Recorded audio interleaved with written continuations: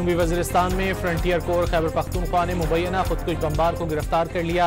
शनाख्त कंधार के रिहायशी नेमतुल्लाह वल्द मूसा जान के नाम से हो गई। मुलजिम का खुदकुश हमले की तरबियत हासिल करने का एतराफ़।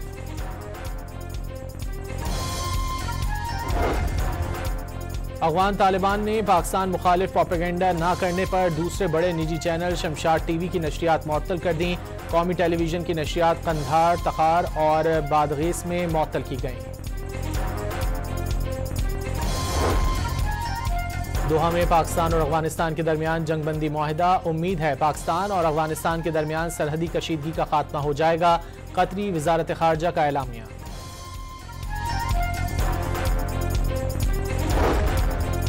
पाक फजाइया का दस्ता इंडस शील्ड एल्फा में शिरकत के लिए आज़रबाईजान पहुंच गया। JF-17 थंडर तैयारों ने रुके बगैर परवाज मुकम्मल की। दौरान परवाज ईंधन भरने का अमल अंजाम दिया गया।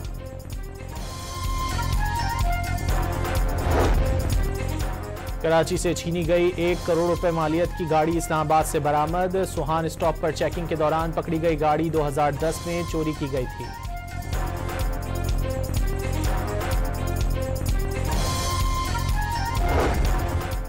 हरीपुर में बारातियों से भरी कोस्टर पहाड़ से टकरा गई। 2 खवातीन जाँ बहक, 25 मुसाफिर जख्मी हो गए।